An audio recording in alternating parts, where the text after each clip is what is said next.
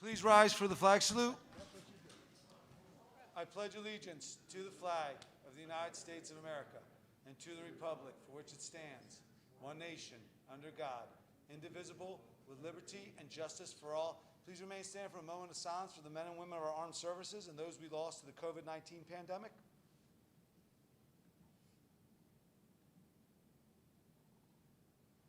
Thank you.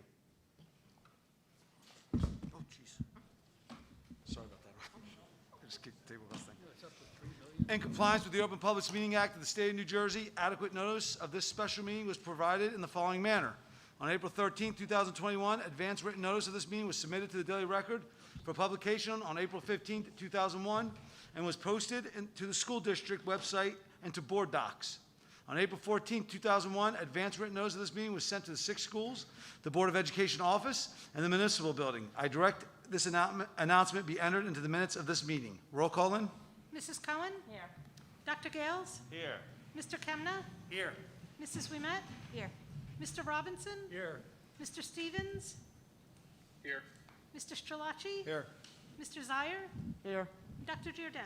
Here. Confidential session 2.1, motion to recess in a confidential session. Resolved that the board meeting confidential session for the purpose of discussing matters of attorney-client privilege. Be it further resolved that matters discussed in this confidential session be disclosed to the public when the reason for confidentiality no longer exists. All in favor of confidential session? Aye. Aye. We'll be in confidential session for about 5-10 minutes, maybe longer. Yeah, right across the library.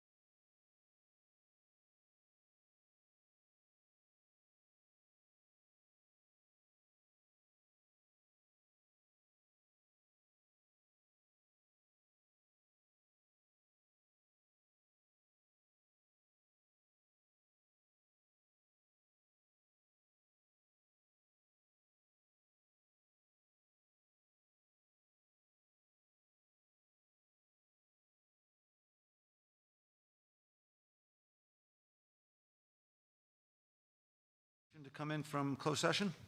So moved. All in favor? Aye. We're back in from closed session. Open. Oh, we're back in from, yeah, we're back in open session from closed session. Thank you, Dr. Zimmer. Want to just have Ms. Jones do a quick roll call? Dr. Yes, Giordano? sure. Ms. Jones, roll call? Mrs. Cohen? Here. Dr. Gales? Here. Mr. Kemna? Here. Mrs. Wimet? Mr. Robinson? Here. Mr. Stevens? Here. Mr. Strelacci? Here. Mr. Zire? Here. Dr. Giordano? Here. Approval of minutes, Mr. Zire.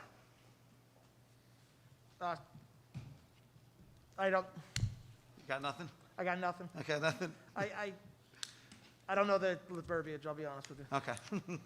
Dr. Gales, approval of the minutes? Okay, I'd like to make a motion to approve the March 22, 2021 minutes, action item 3.1. Second. Question or comments from the board? Seeing none, roll call, Lynn? Dr. Gales? Yes. Mr. Kemna? Yes. Mrs. Wimet? Yes. Mr. Robinson? Yes. Mr. Stevens? Yes. Mr. Strelacci? Yes. Mr. Zire? Yes. Mrs. Cohen? Yes. Dr. Giordano? Yes. Communication petitions from the board? None at this time. From the superintendent? Sorry, It's I okay. jumped on that one. None at this time. No problem. Reports and discussion, superintendent's report? Thank you, Dr. President. First thing, I would like to thank every member of this community. We are now on week 4 of cohort IP and cohort V, and it's going really, really well. Last week was a blissfully normal week. I think most of the administrators and teachers would agree with me that it really felt in some ways almost pre-pandemic, and we were able to just focus on normal operations and teaching and learning, which was fantastic. The Link It fingertip profiles, that information went out to parents right before the break. Overall, really good response, and that shows parents the screening information that we use to identify students who may need extra help and extra intervention with our Mental Health Success Academy. If you see in the news, New Jersey did not get a waiver. However, we do not have to do NJSLA testing till the fall.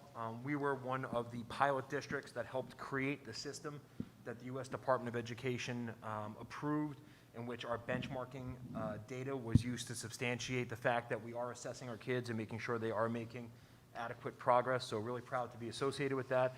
And I think the fingertip profiles show everyone how we use that data. And then the other thing is right now, this morning we had a meeting to plan out all of our end-of-year celebrations.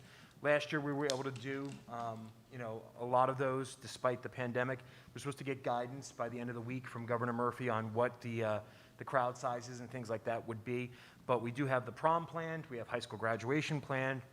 We're going to have a middle school commencement ceremony here out on the turf.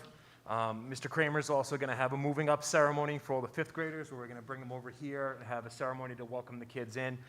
So all of those end of year celebrations, I know a lot of stress and tension about, are we going to not do those? No, we did them last year at the height of the pandemic. We're going to continue to do them this year. And the planning for all that is going forth. And that's all I have tonight. Any questions or comments from the board? Ms. Wimet? Yeah, you said prom. Is that senior prom, junior prom, or just a senior prom? Right now we have a senior prom. Mr. Moore is working with, and who's here tonight, is working with the junior class.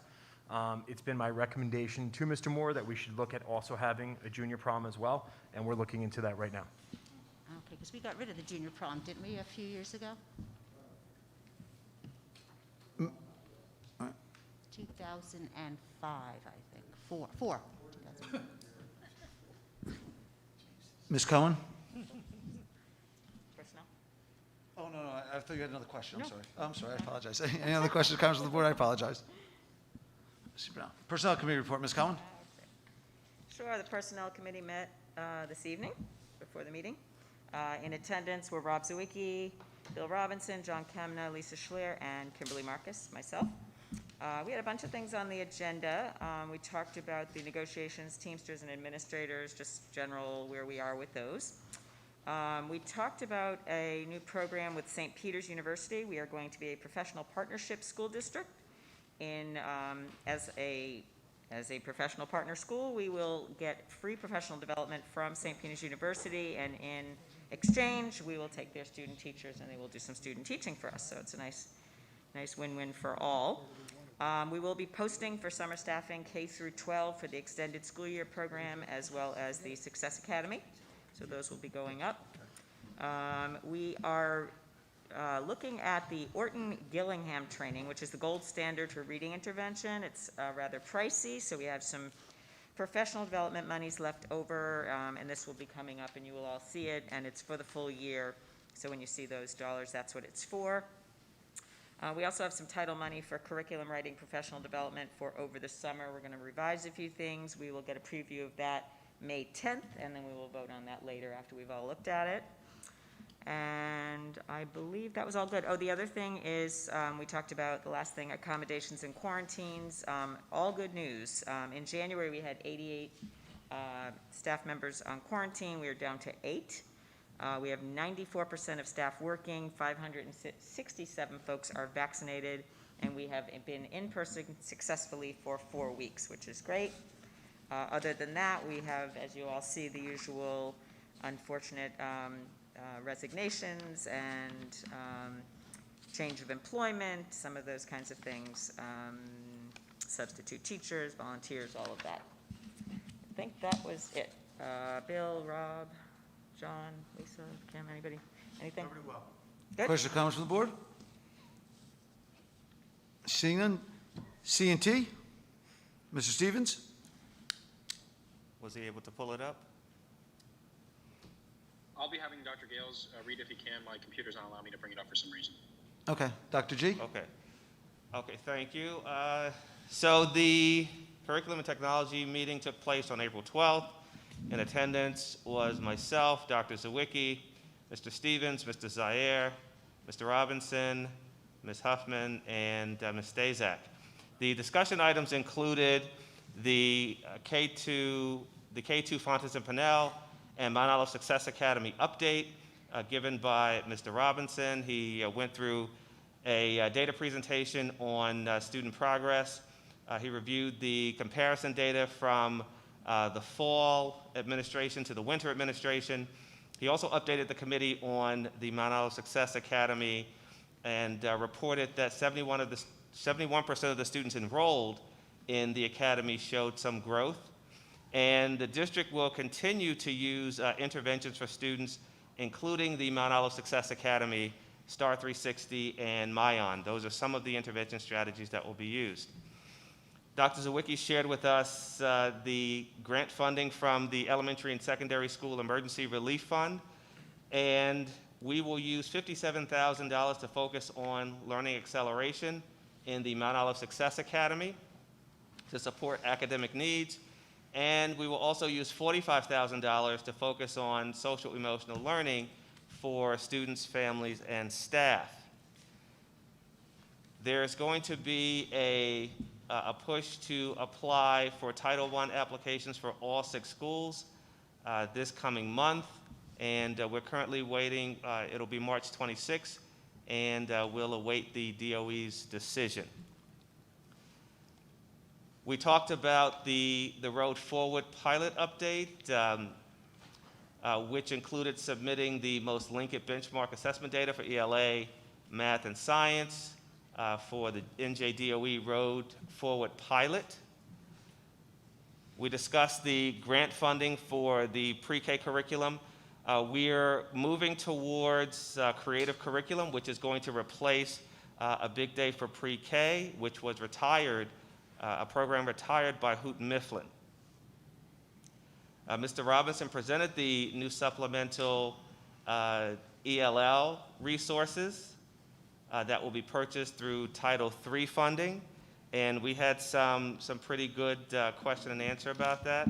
He described the process of the selected resources that the ELL teachers selected, and he reviewed the lesson and unit structure with a focus on the built-in formative assessment and differentiated instruction. And I'm happy to say that part of the question was, a couple of my questions were they aligned to WIDA standards? And the answer was affirmative. And because the 6 through 12 program is using Language Live, I also wanted to know about the transition from the current program into Language Live and was told that it was going to be a very smooth transition. So excited about that. The Marauders Believe 18 through 21 year program was discussed by Ms. Stazak, and she presented the plan for the high school students.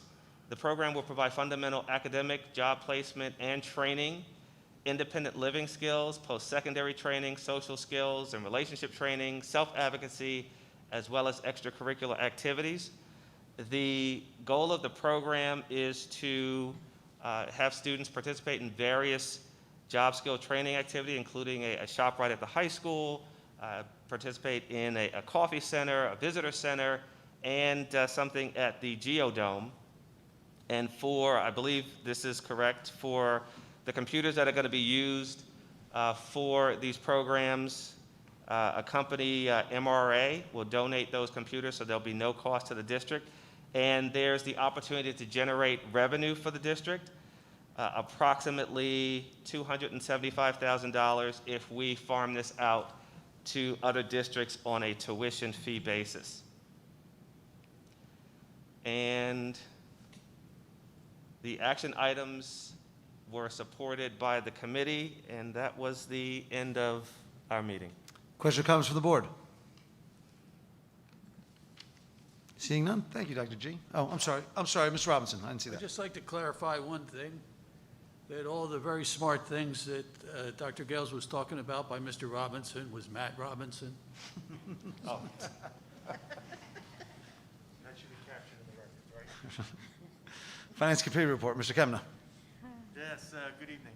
We had a Finance and Operation Committee on Monday, April 12th. Present was Dr. Zawicki, Ms. Cohen, Ms. Ouimet, Mr. Miller, Ms. Libby. We had two guests from our architectural company, Anthony and Matthew Jean Ficcaro. They were there just for the first part of the meeting. We talked about our projects, and we've got a number of projects this year that are coming in there. One's the CMS renovations. It's been awarded, the project's been awarded, and they're working on it, and they're doing shop drawings and meetings, and as soon as the sounding bell closes in June, these folks are going to start working. The Geodome is almost there. We will have on May 10th we're going to have a grand opening ceremony for the board. So on May 10th, we're going to do a ribbon cutting kind of thing before the board meeting. So everybody please mark their calendar.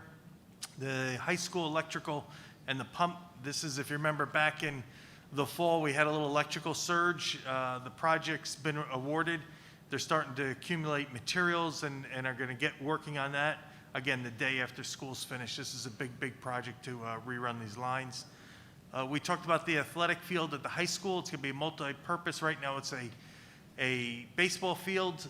We received the bids in. There was 5 bids. They were significantly more than we had hoped for. And you will see here on item number something in here that we're going to reject all these bids and revisit this thing in the fall and see if we can get better bids and maybe restructure this thing a little bit. The lowest bid was $1.2 million, plus a whole bunch of other goodies that were on there. But so that's in today's action items. Also, we talked about the scoreboard. We'd like to put a scoreboard up at the high school for the football field, and that will be done by the Education Foundation. We would do it on loan to the Education Foundation. They will sign a note and they will pay it back with advertisements. So that's forthcoming. So that's going to be pretty good. They can put advertisements. It'll look like probably better than Giant Stadium because actually it's a real team playing there. So then we talked about the water filtration system. We did do some testing for PFOA and PFOS, which is essentially Teflon. It's a firefighting in our schools, Sandshore. So we have passed, but we have to continue doing testing, so we'll see how that goes, what we did pass initially.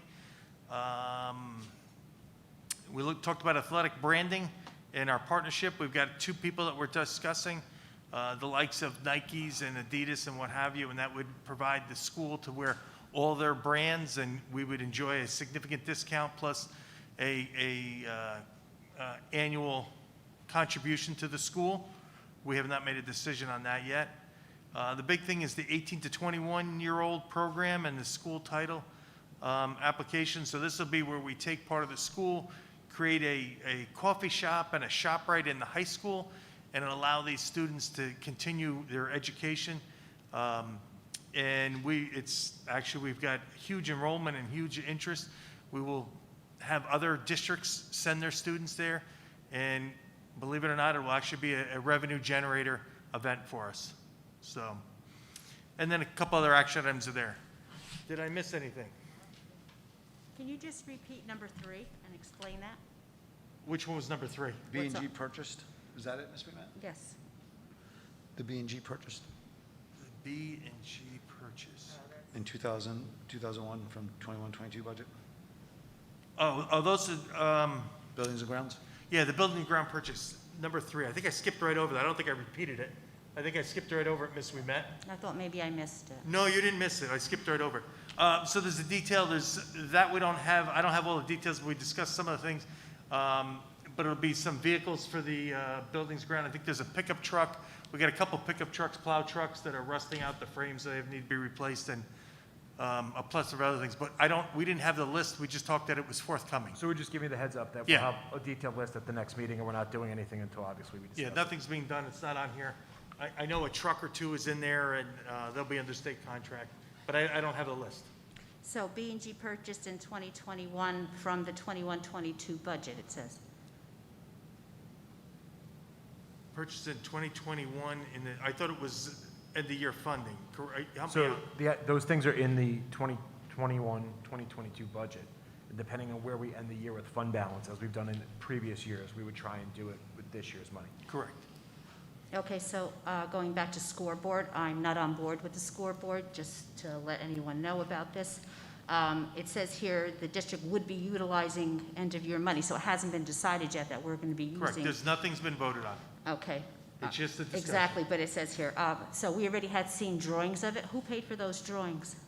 Our architect puts the drawings together, and they get a percentage of the event, correct? He has not been paid for those drawings. He hasn't been paid, but that's But he when- will be paid for the drawings that we if- asked them to if do? if the event happens. If we go through with the project. If we go through the project, the way we work with our architect, he develops the drawings, he or she, it's he in this case. And And if we do the project, they get a percentage. I don't remember what it is. In this case, it's not drawings like when we have the blueprints for CMS. He went to the state contract vendor and said, could you give us a schematic of what it looks like, which we shared with the finance committee October of 19, I believe, and also the budget committee last year.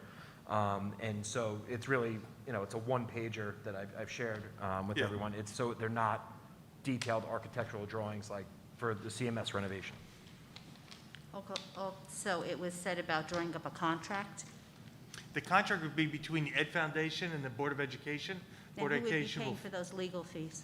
excuse me? Who would be paying for the legal fees for that contract to be drawn up? That's a good question. We have not discussed that, but we will have a contract drawn and it will be reviewed. I think you asked in the meeting if you could see the contract, and we said, once it's done, we can get it over to you. I don't want to speak for the law firm, but any of the questions that we've had previous to help getting the Ed Foundation started up, they have not charged the district. Anything with the Ed Foundation, they've done gratis as kind of like a donation. I can't speak for the board council on that, but that has been the case. Anything Ed Foundation, they have not charged the district. That's good to hear. Also, if we're using end-of-year money to buy different things and we're doing a tax levy, why would we be using end-of-year money to purchase a scoreboard? I think it could be used a lot better than purchasing a scoreboard. You're looking at building and grounds things, many other things that can be used. Good question. I'm surprised this wasn't brought up when you were at the meeting. Because I looked it over, because it was the first time I saw it was at the meeting. It was never discussed before the meeting. So sometimes it takes time just to look it over. That's fair enough. This is how the big wheel goes around with the money. How the big wheel goes around with the money? There's money at the end of the year. Sometimes we're ahead, sometimes we're behind. Okay, We're and very what I was fortunate. saying is just better usage of the money instead of a scoreboard, to be using things that we need. And again, was this a wish list, a Thank you. bucket list? What was this type of thing, this scoreboard? When did it come up initially? So this The came score- up, Scoreboard's been talked about for 18 months, 24 months? At least. At least. With everybody, or? Yes. On the business committee. Finance committee. It began with the finance committee in October of 19. It's been in multiple superintendent's reports. It's been in multiple minutes. It was discussed by the budget committee in winter of 2020. It was actually in the budget presentation because it was a wish list item that we tabled and did not do.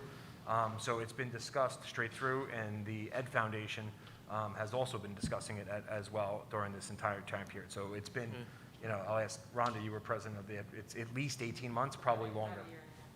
So we're going to be paying for, and then the Ed Foundation is going to be doing these. So we probably could be on the hook for the whole thing, because it would be still maintenance and still the revenue that's going to come forth from this. It's going to pay whatever the price is of the scoreboard. Yes, absolutely. Again, I think we could use The- end-of-year the money a antici- lot yeah, better than doing the The scoreboard. anticipated Thank you. revenue from the scoreboard, with we've looked at other models and worked with the New Jersey Association. I don't want to speak for the Ed Foundation, but I was ex officio part of it. Working with the New Jersey Association of Education Foundations, looking at other models that are out there. We anticipate a minimum of about $120,000 in revenue from it. The idea being that the Ed Foundation pays the district back, and then it becomes a revenue source for the Ed Foundation for them to then use that money to support the district through scholarships, and as per the mission of the Ed Foundation. Other districts have done a similar model. And the idea is that it's also something that you can look at and see the presence of the Ed Foundation on the campus, and also support local businesses and connect them to members of the community. That's all great. Again, like I said, it has to do with the end of your money. Maybe if the Ed Foundation would put up the whole cost of the scoreboard and then continue to use the revenue from whatever they get from their advertisements. Thank you. You're welcome, ma'am. Anyone else? Robinson. No, Mr. Robinson. Me? Okay. I have a question for our attorney.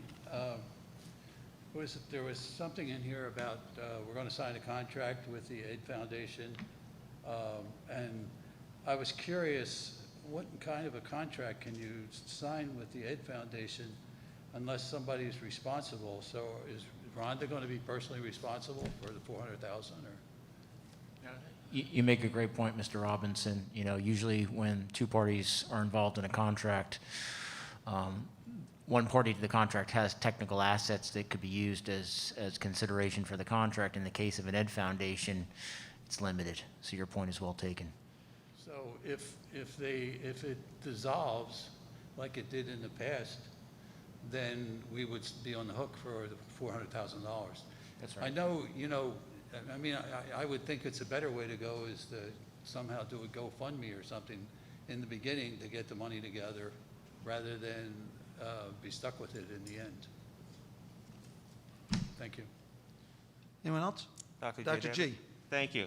So I also have concerns about the scoreboard, and I do believe that we have an alumni association, and I'm wondering if they've been tapped. But my biggest concern is that in addition to talking about the scoreboard, and I will take your word that you've been talking about it for 18 months, we've also been talking about a wind turbine for just as long and not longer.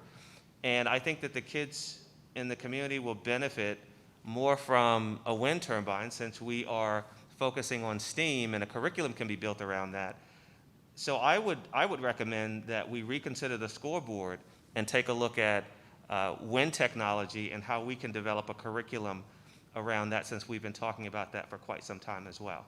I think that's a more productive use of our end of the year funding. It will send a message that we are committed to STEAM as well as green technology. Thank you. Super. Thank you, sir. So we did have a presentation on wind technology. I believe it was November of 2019, where we had members of the high school faculty speak to that. So we can't build any wind turbines on our own. It would be through a third-party entity. in which it'd be similar to the solar contract, which we discussed back then. And our geographic location, it wouldn't be a turbine. It'd be more of the standing fans or the vibrating type turbines. But that would be us contracting with a third-party energy provider, in which then they would place it here. So I don't think they're mutually exclusive. There's also curricular opportunities with the scoreboard for the marketing and the accounting classes as well. So I don't think those two things are mutually exclusive, and I don't think it's an either-or. And I would just caution the board, if this goes through, it's not going to be voted on, because anything under state contract, it doesn't have to go on the agenda. The board still does approve things that are on the state contract, Dr. Gales. And there are also things that go through state contract that aren't on the agenda, correct? Not that I'm aware of. We just don't have to go out to bid if it's Yeah, on state that's right. contract. So the board still approves it, it's on the bill The list. board votes to approve it The board ultimately. votes to approve it, it's on the bill list. It's but just there- It's there- not subject it's just to the a rate. public But bid. but there we don't- wouldn't be an action item on here. It would be in the bill list. It would, yes, it would be on, Okay, it would be that's on what I the mean. bill There list. wouldn't be an action item, but it the- would be on the bill list. But So the bill that- list is an action item. Okay, so, We can space it out for you, yeah. We could do a separate agenda item. Yeah. Right. Yes, Mr. Robinson. When I first brought up the wind, whatever, I'm sorry. Can you speak into the turbine, mic, turbine, Mr. sorry. Robinson? I'm sorry. When I first brought up the turbine a few years ago, it wasn't necessarily, it was for me, for the students of Mount Olive, it was a feasibility study where we had an individual on staff who had worked in the industry and was very knowledgeable about it. And there were so many opportunities to find out about that type of science and the energy potential for something like that. They would be able to study cost, and they would also be able to study storage, what batteries are available, how you could work it. You know, was it feasible for us to do it with the wind, finding out the wind and so forth. I mean, I'm not an engineer, but I knew what it was, and it was, you know, I just thought it was an amazing example of something that you could do. And even if we built just a small one, you know, as a study, that would be a great thing for the kids. Thank you. You're welcome. Anyone else? Thank you, Mr. Kemna. Policy and Governance Committee, Mr. Strelacci? Yes. Policy Committee had a virtual meeting on the 12th also. Dr. Giordano, Dr. Sawicki, Mr. Zittimer, Mr. Jones, and myself were in attendance. One of the things that we really discussed was policy number 3160 and 4160. They paired one another. One is the teacher staff one, and one is the support staff one. And it had to do with, well, let me read you what the insert is if you don't have it in front of you, because this is what's been added into the policy for the first reading tonight, along with our other two policies we have. Candidates for employment, quotations, prospective new hires, end quote, would have received a conditional offer of employment, who have received an conditional offer of employment, pardon me, shall be required to be tested for the usage of controlled dangerous substances as they are defined in NJSA 2C:35-2. We are eliminating the second part of that text because it's not necessary. The other part, which pertains to all employees, is covered in a state statute. So that will be on the agenda this evening, along with the other two policy readings for the first reading. And when we have the meeting on the 26th, besides the single agenda item, which would be the budget, these items will be on there for the second reading. Questions or comments from the board? Seeing none? Moving right along. Board Subcommittee Liaison Reports. Did anyone attend a subcommittee? Yeah. Yep. Mr. Strelacci? Yeah, I'll keep going here. The PTA met on the 14th, Wednesday the 14th, and I give these ladies so much credit. They're down there, as you know, virtually trying to do everything they can for the kids, and they're having one fundraiser after another. They're trying to discuss what they're going to do come the nicer weather. Maybe have some cultural events outside or some fundraisers outside. But the one that they had that blew my mind was they had a dance-a-thon. They credited the teachers, too, with all of the dancing they did and everything. But what blew my mind was they raised $9,000, which was terrific. You got to give them a lot of credit down there. That's awesome. Anyone? Dr. G. Yes, so on April 7th, I attended the Recreation Advisory Committee meeting, and the topics of discussion were the Valley Brook Park, and there are some renovations to their original plans for Valley Brook Park. They're going to focus more on passive recreation, and as opposed to having a skate park, and I believe that they're scrapping the remote control car obstacle course. And they were talking about looking at possible sites for a town recreation facility. And they thanked the Board of Education for participating in the 150th video and all of the activities. They did ask if there was going to be an after-action report on COVID, and I said I would share that when I came to the meeting. And I said I'm quite sure that there will be, but I would share that with Dr. Zawicki. And finally, the Recreation Department is looking for some enthusiastic, dedicated, positive, outgoing, and fun staff for their 6-week Rec and Roll summer camp, which runs from 6/28 to 8/06. The positions include a team leader. You have to be 18 years old, CPR and first aid certified, be a previous camp counselor, and or captain or coach of a sport. Experience with teaching or leadership team building is also required. They also have a counselor in which you have to be 16 years old, experience working with 6 to 12-year-olds, be a certified lifeguard, and babysitting experience is a plus. And they also have a non-paid counselor in training, and you must be 14 years old, and experience working with children is a plus. And all resumes can be sent to Jill Dagan at the Recreation Department. Their next meeting is June 2nd, 2021. Thank you. Any questions or comments from the board? Parent-Teacher Association reports. Mr. Salachi already spoke about Mountain View. Yeah, I gave you the wrong one. That's all right, sir. You were on a roll. I wanted you to keep going. Mr. Zire. Yes, I attended 2 meetings since the last one. The first one I attended was the Mount Olive High School Parent-Teacher Association, where Kevin Moore had came and spoke about the honors remaining, about the success of the IP cohort as of at that time, the senior parking lot being accommodated, about the SATs being hosted. He also discussed the National Honor Society induction, which was at that time the first in-person event since the pandemic. There were 40 inductees.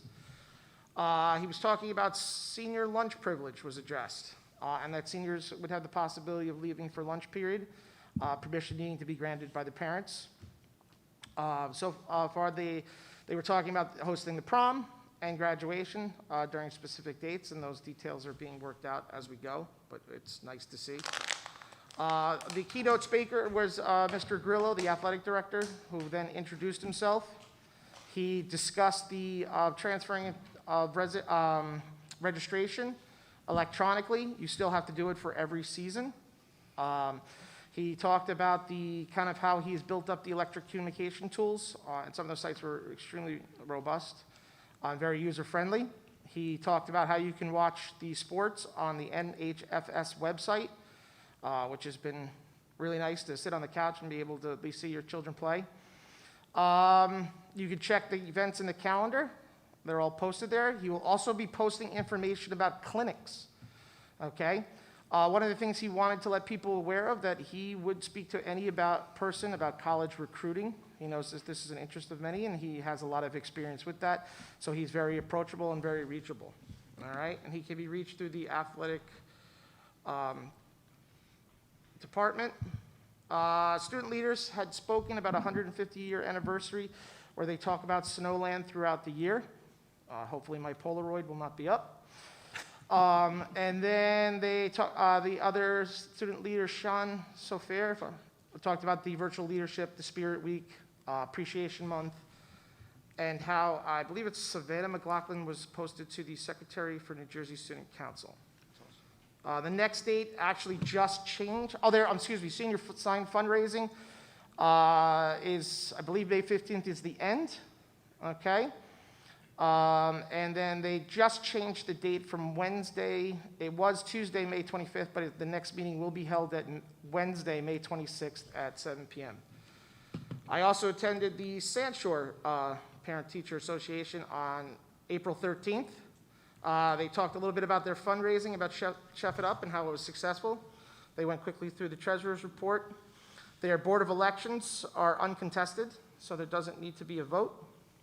They will have yearbooks, all right? Unfortunately, at this time, the orders have closed, but there's no harm in reaching out. They do have a Mother's Day sale, which we will process through the website, and you'll pick up your flowers or flats or hanging from RH Farms.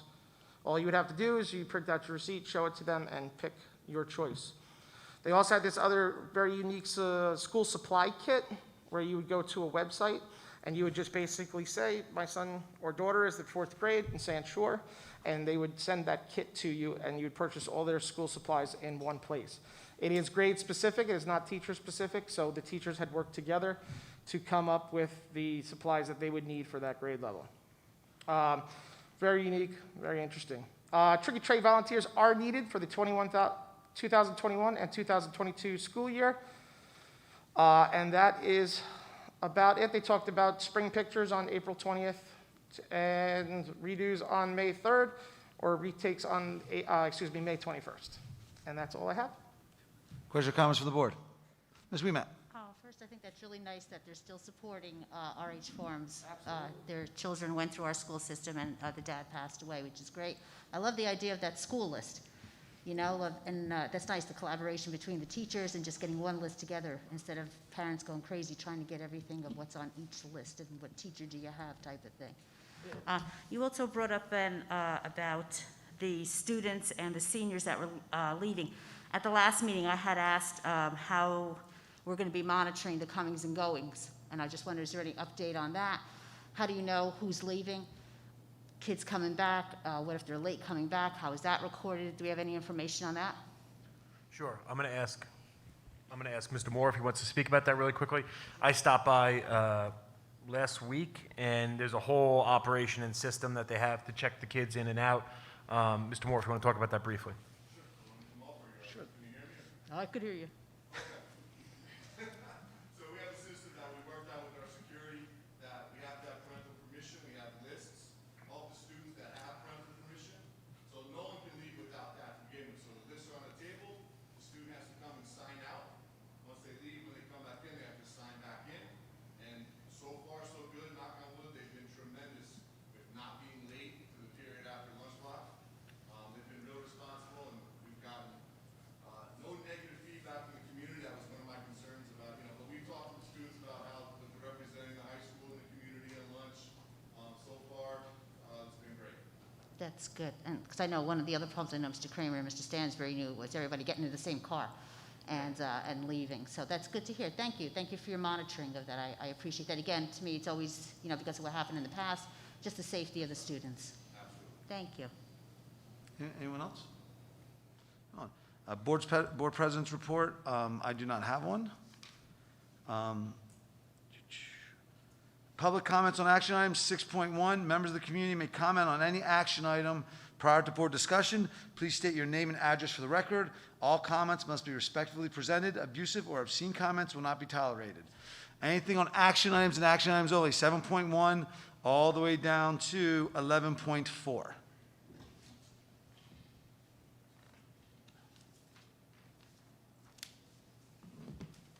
Closing public comment, Lynn?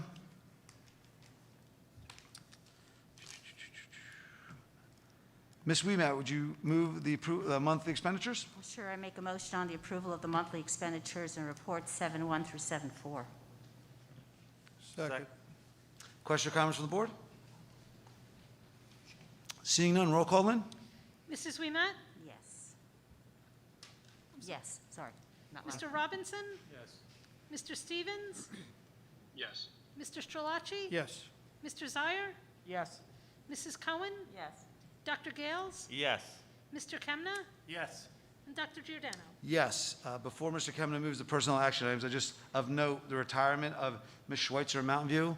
She's worked down there for a long, long time. I remember my kids went there, and she really was the power behind the school and really ran that school. I know Tony and Bill for a long time, so I just want to congratulate her on her retirement. John, would you move the personnel action items? On the recommendation of superintendent, move personnel action items 8.1 through 8.19. And I apologize, I should have been Ms. Cohen, I I apologize. retract my motion. Second. Question or comments from the board? Seeing none, roll call, Lynn? Mr. Kemna? Yes. Mrs. Weimet? Yes, wishing Ms. Schweitzer many new and adventures ahead of her. Mr. Robinson? Yes. Mr. Stevens? Yes. Mr. Strelacci? Yes, and I second Dr. Giordano's exaltation of Alita. Thank you. Mr. Zire? Yes. Mrs. Cohen? Yes. Dr. Gales? Yes. Dr. Giordano. Yes. Curriculum and technology action items, Mr. Stevens? Thank you. On the recommendation of the superintendent, I make a motion to move action items 9.1 to 9.4. Second. I'm sorry, who seconded that? Tony did. Thank you. Question or comments from the board? Ms. Weimet? Yes, on 9.1, I see the Wyzant of Chicago, Illinois. It says here that the agreement March 10th of 2021, and now we're at April 19th. I'm just wondering why of the lateness of this being put before us, because you know me, I always look at the dates of everything. When we have a student who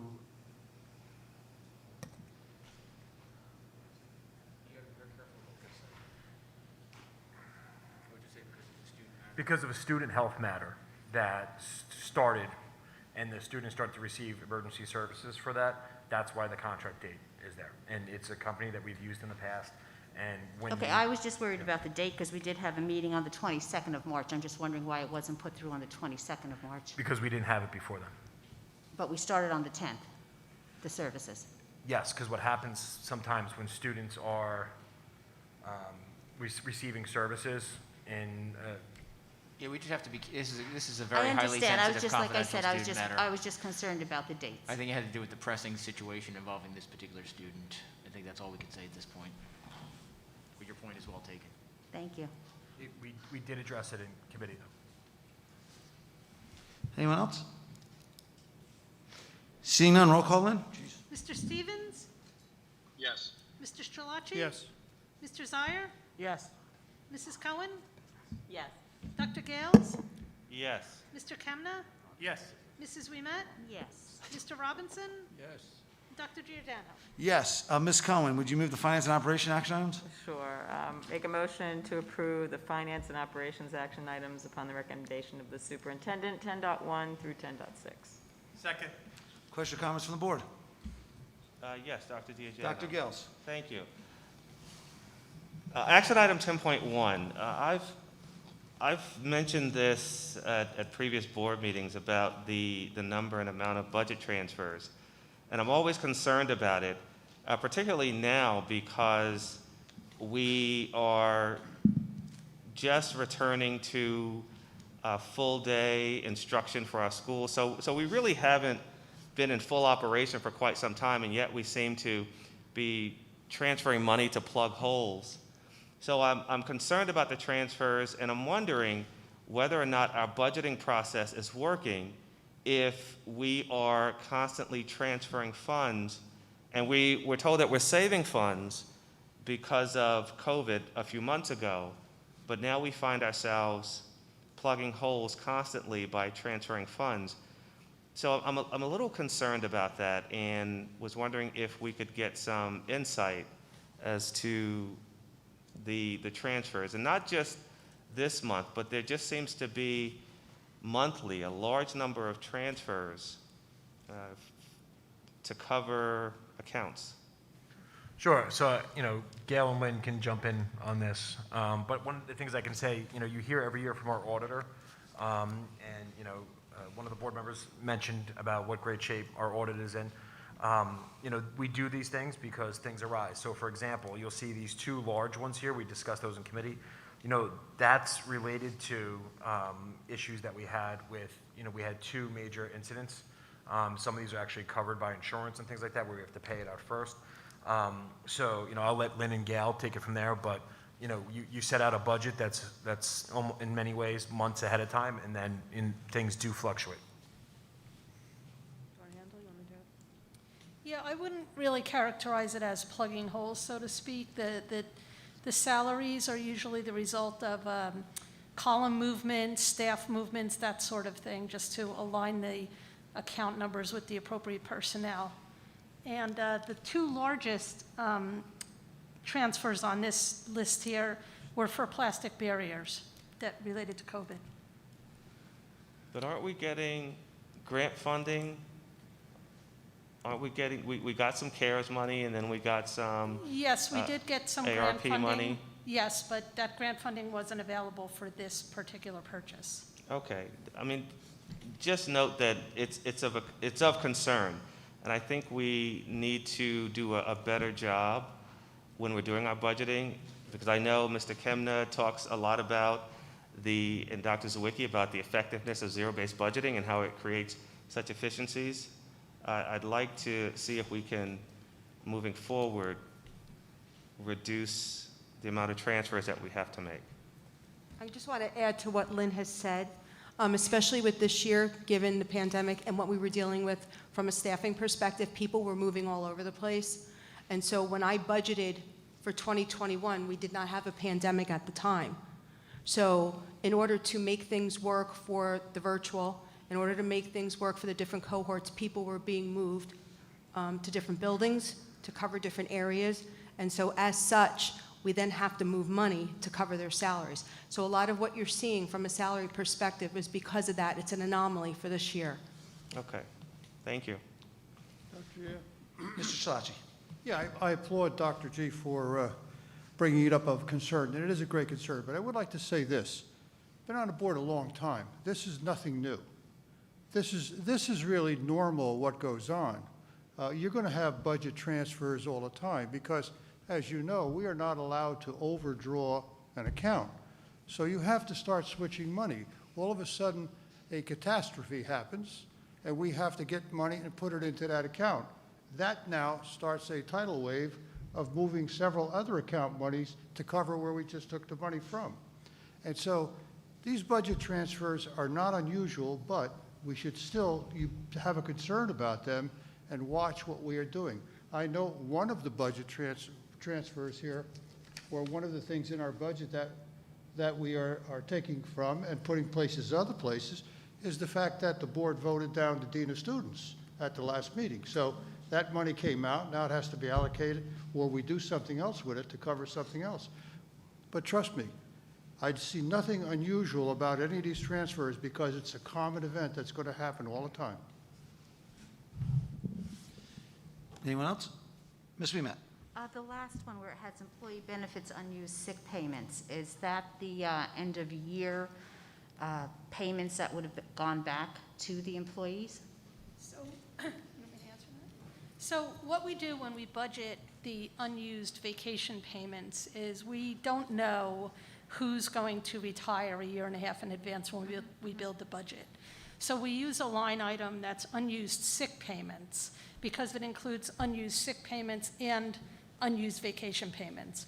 But the state, when we pay the unused vacation payments, makes us pay it out to the particular line item. If it's a business person, it gets charged to the business line item. So the money is budgeted in one account, and when the actual termination or retirement or resignation occurs, the money just gets moved from that account to the appropriate budgetary line item. Okay, and thank you both. You gave good explanations of everything, which is the actual explanations, but it's just, we want to be an informed board, and understanding this, I don't have, my degree is in biology, so I don't know accounting, even though I took just one class. So it's good hearing from you guys to explain to us that, and I appreciate that. Well, I think it's also important to remember that the budget is a snapshot in time. Surely, So at that's that moment, understood. this is what it's, what it looked like, and that at any point in time, it can change. Absolutely, with everything happening, sure. Anyone else? Roll call, Lynn? Mrs. Cohen? Yes. Dr. Gales? Yes. Mr. Kemna? Yes. Mrs. Wimet? Yes. Mr. Robinson? Yes. Mr. Stevens? Yes. Mr. Strelacci? Yes. Mr. Zire? Yes. Dr. Giordano? Yes. Administrative action items, Mr. Strelacci.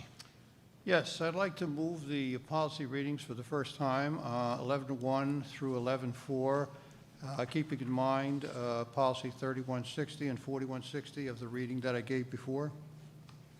Second. Questions or comments from the board? Ms. Wimet? Yeah, I just, I'm a little concerned with 3270 with the lesson planning. I guess my concern is how much time the teachers have, putting a lot of pressure on them, any repercussions that happen from this. Say you have an English teacher who has 160 students, they have an essay. What if they don't make that, they don't make that time of when they need to do it? What happens then? The other math, math can be, getting partial credit for one thing, not the whole thing. So again, looking it over. What happens if they don't meet that time constraint? That's Well, my concern for them. I know you've expressed that concern to me, and if I'm not mistaken, Dr. Zawicki has had a couple of the principals come to us tonight to give us some explanation. Is that correct? So there's no time constraint on the lesson plan. I think you're talking about the other policy with Sure. corporation parents. So with that question, so the target is for 5 days, right? And it does two things. One, so that there's a target that's there, but if teachers can't make that because there's a big project or something, that the idea is that they dialogue with their principal, and it actually says in there that a principal has the discretion to modify that timeline. But it does two things. One, that there's a general target, and I was an English teacher, I was a social studies teacher, I was an AP economics teacher, I understand how long it takes to grade things. So if a teacher can't make that deadline, or it's something big, they just talk to the principal so that we're at least dialoguing about that. But the most important thing is that we're giving feedback to students in a timely manner. And then the other thing too that's built into that is that if students do want to take the retake, that there's also a component for them as well to get in touch with their teacher as well. So it's two things, and that's why it's about the cooperation piece. Did we find this as a large problem of having to adhere to this, that we had to put in a policy? So with either of these policies, these are common in other districts, and one of the things that we've done and we've talked about with district goal number 6 is, and these actually also came from our 2 CUSAC reviews, and the idea is that we take the board policies and then develop the staff handbook. So yes, these things are alluded to in the teacher job description, the New Jersey Professional Standards for Teachers, but in constituting the staff handbook, this way we can point to it and we can say, hey, it's the same here, whether it's at TINTS or at CMS or at the high school, when it comes to lesson planning. And when it comes to, responding with some of those things that are in the 6 to 12 range, I think, sometimes there's the assumption that because we had Power School and we have real time and the kids are older, that they're tracking it on their own and the parents are tracking it on their own. And one of the things that came to light in the pandemic is that a lot of kids are at risk. A lot of kids, need that extra prodding. And so it specifies that it's out there so that there's a universal expectation of what we communicate to parents and in what time frame we do so. So was there a problem? There was? I think.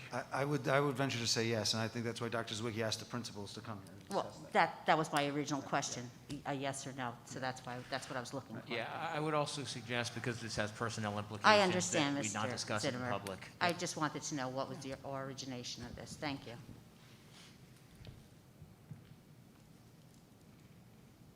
Anyone else?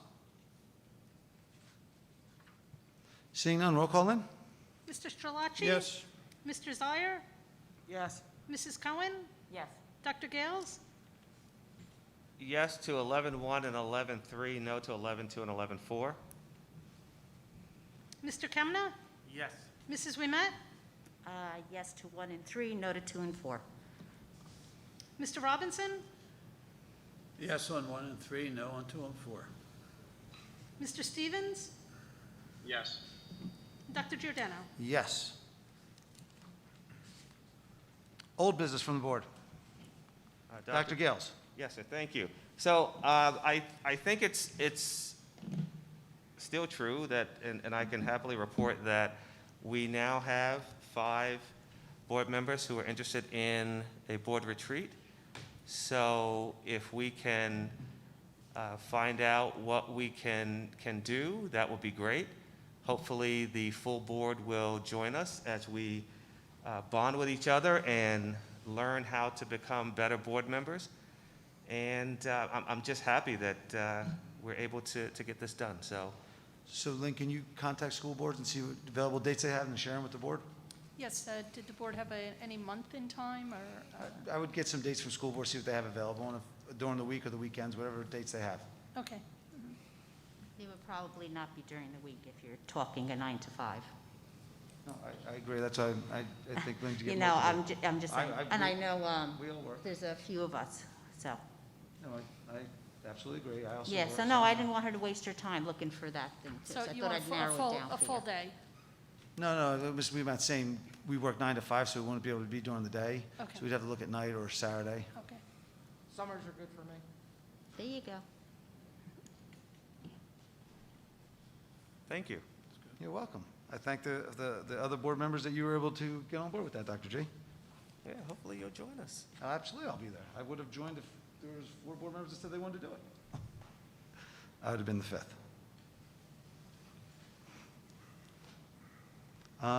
New business. Members of the board may. Oh, wait. I'm sorry, I'm sorry, Mr. Matt. Sorry, I couldn't get my hand up That's fast right, enough. no problem. You know, we had a huge discussion last time regarding the honors with English, and I just wanted to remind the parents that right now we don't have it, but it does go into effect as what was listed there for the class of 2026, if I'm not mistaken. So that means next year's 8th graders, it would be in effect for. So I just want the parents to know that it didn't go away. Thank you. You're welcome. Can I clarify that? Yes. There still will be the honors option for those students in 9th and 10th grade. It's just going to be called Honors Humanities as opposed to Honors ELA and Honors U.S. History. So it basically still exists. It's being reconstituted that it's going to be a dual program, and for parents looking to get that honors credit for their kids, there would be the honors credit for the 2 classes. So it didn't go away. It's just being reconstituted. And, you know, looking at a best practice, so it is still there, but it is going to be called Honors Humanities at that time as opposed to Honors U.S. History 2 and ELA 10. I'm sorry, ELA 11 or 12. Right. Thank you. New business. Mr. Kemner. So we have somebody great in our presence here. The Morris County Council of Educators Association, in recognition of being a quote-unquote friend of education and the appreciation for the extraordinary contributions to public education in Morris County, this certifies is presented to Dr. Robert Zawicki. So congratulations. I think he's going to get this this week. Thursday, thank you. And I'd like to thank the members of EMO who nominated me for this and who every day inspire me to be better at my job. Thank you so much. Anything else in new business? Public comments, students, parents, employees, and community members may comment on any item of interest pertaining to the Mount School District. Please state your name and address for the record. All comments must be respectfully presented. Abusive or obscene comments will not be tolerated. Please come up, state your name and address for the record.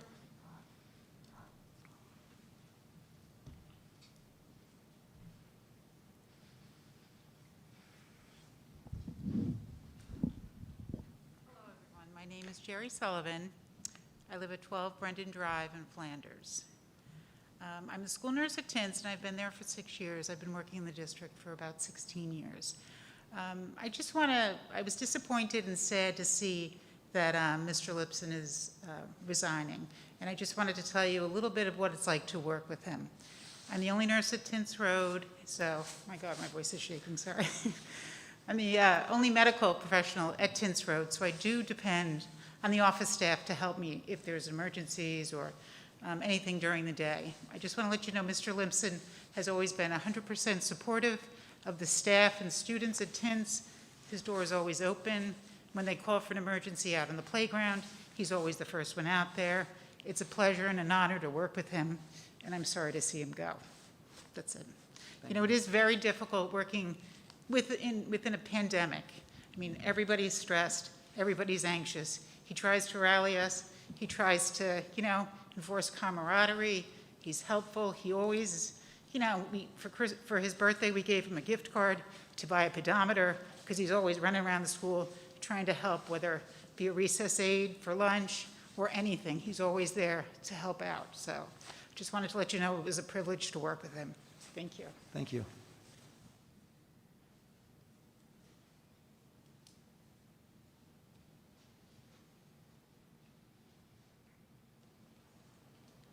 My name is Beth Blakey, and I'm at 101 Mount Olive Road in Flanders. I'm going to read this because I'm upset about something that I read in the local newspaper, and rather than getting emotional, I put it on paper. From the Board of Ed, the New Jersey State Board of Ed website, it says, the School Ethics Act, NJSA 18A 12-21, is intended to ensure that the conduct of school officials holds the respect and confidence of the people. The legislature declared that school officials must avoid conduct which is in violation of their public trust or which creates a justifiable impression that the public trust is being violated. I'm sure you've all seen the newspaper, the Mount Olive Chronicle article that references one of your fellow board members. As a member of the public, as a parent, I'm calling for and/or strongly recommending that the Board of Ed calls for the resignation of Nolan Stevens based on the fact that he admitted to a fourth-degree offense of criminal sexual contact in a recorded interview. I understand that he has not been found guilty in a court of law because he is instead participating in a pretrial intervention program. I also understand that regardless, fourth-degree offenses are only considered disqualifying if committed against a minor, and that the young woman that Mr. Stevens admitted to forcibly touching without consent is not a minor, and that the law therefore does not require action. However, in this case, the New Jersey State Board of Ed Code of Ethics does not meet the moral and ethical standards of the Mount Olive community, and it is our local Board of Ed's responsibility to do something about it. Allowing Mr. Stevens to continue serving on the Board of Ed sends a very dangerous message to the young men and women of the Mount Olive Township School District. It normalizes deviant behavior and diminishes the importance of consent.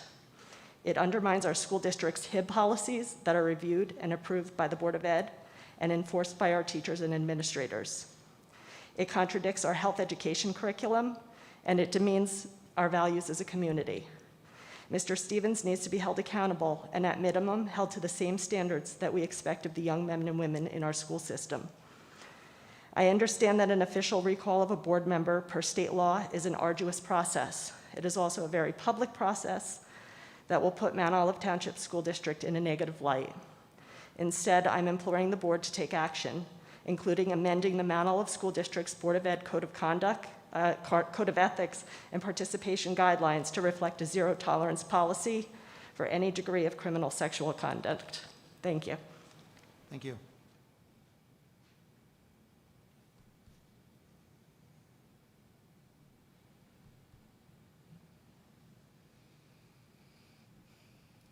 Closing public comment. Board comments. Mr. Zire? I have none. Mr. Robinson? Yes, we're always sad to see our teachers leave, but one that I really got to appreciate was Mrs. LaDelola at Tintz, and I think she did a fantastic job over there with music, and I hope someday that she may be able to come back. Thank you. Ms. Ouimet? Yes, I want to thank you for coming forward. I know it took a lot of courage to come forward and do that, and I thank you. I'm sorry I didn't get your name, but thank you for that.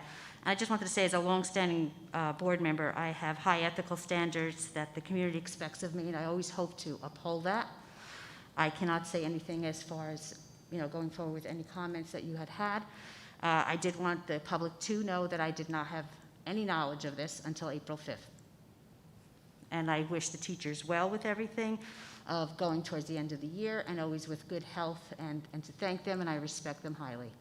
Thank you. You're welcome. Dr. Gels? Thank you. I will first start off by congratulating all of our retirees. It must be a wonderful feeling to finally flip the page and start the next chapter, so congratulations to everyone taking that next step. I had an opportunity to have a conversation with the owner of Rita's because I love the wild cherry gelati with the twist. And during the course of the conversation, she did mention, Dr. Z, that there are coupons still available for the schools, if you so choose, to give her a call and she'll be happy. She did say that CMS and I believe Tench Road got theirs. I was happy to participate in the 5K Run Walk Through the Ages, which was a part of the 150th Mount Olive anniversary. It was a lot of fun, well attended. And I just wanted to thank the folks from Mountain View as well as CMS for allowing me to do the Read Across America back in March. And after the last board meeting, I was handed an envelope of thank you letters and thank you cards from both CMS and from Mountain View. And they all kind of touched my heart, but there was one in particular that I wanted to share with the board. And it's from one of the students who said to me, "Thank you very much for reading to our class today. I really enjoyed it. I hope maybe you could read to us again. Also, I don't really know what your job means, but I assume that you help the school a lot. So even if you don't, thank you a lot. You're a board member or something like that. So you're in charge of something about the school, or the whole school. I don't really know. Anyways, when you read to us today, it was really nice of you because this day was special about the Dr. Seuss Day, and you made this a lot better. I wish you luck on your job and continue to help the school and make it a better place. I hope one day I can be like you. I can read to little children like me and make them really happy. Just like how you made us. If you read to anyone else or someone else's class, I bet you also made them super happy like us. I appreciate of how hard you work with your job, and I hope you do great with it to make this school a great place.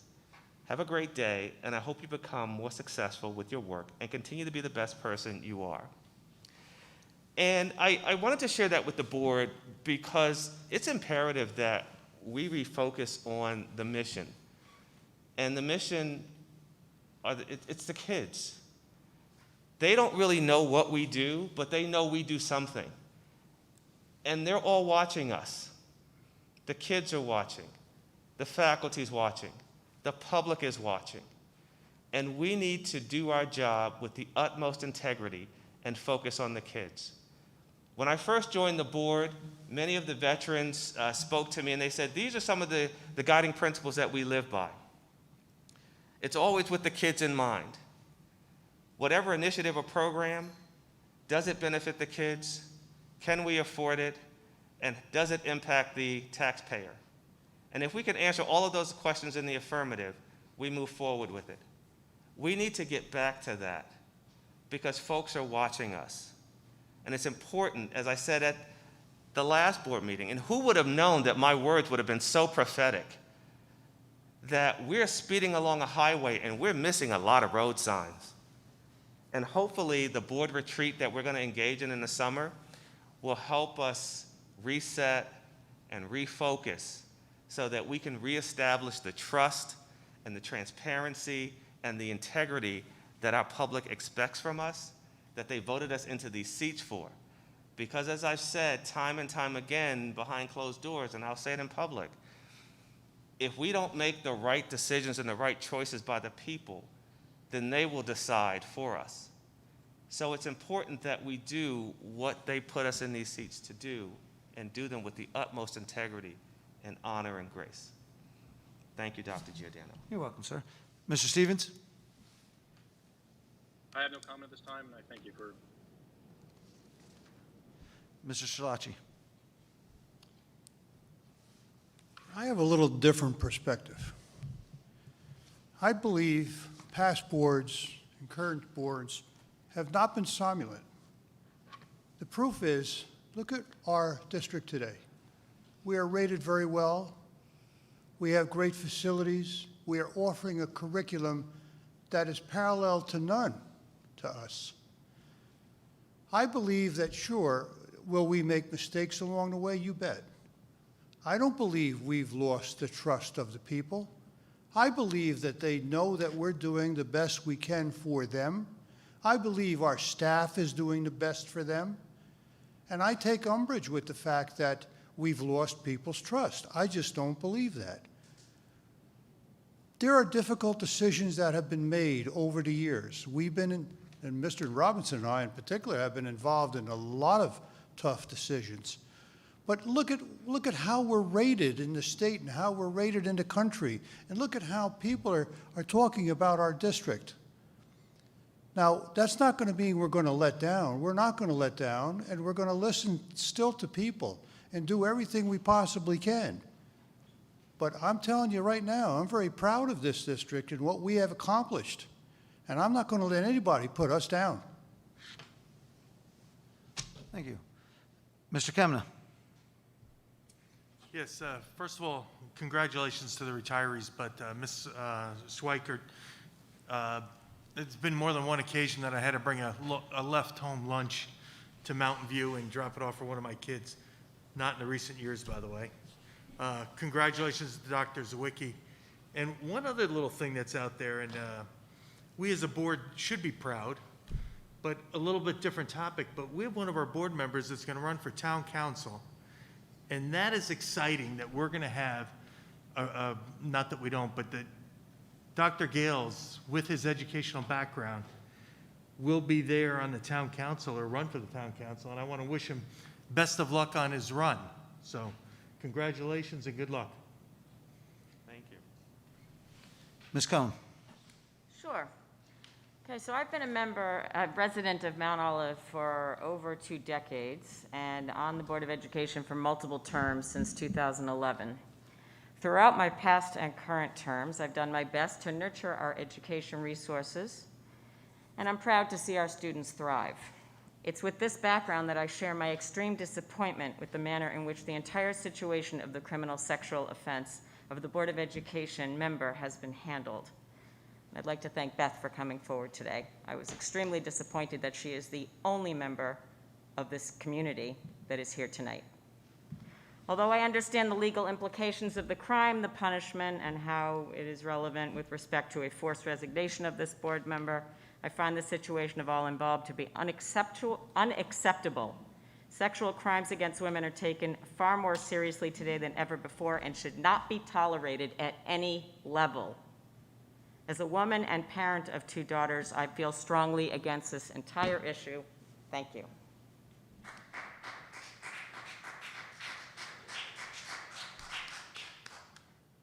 Thank you, Ms. Cohen.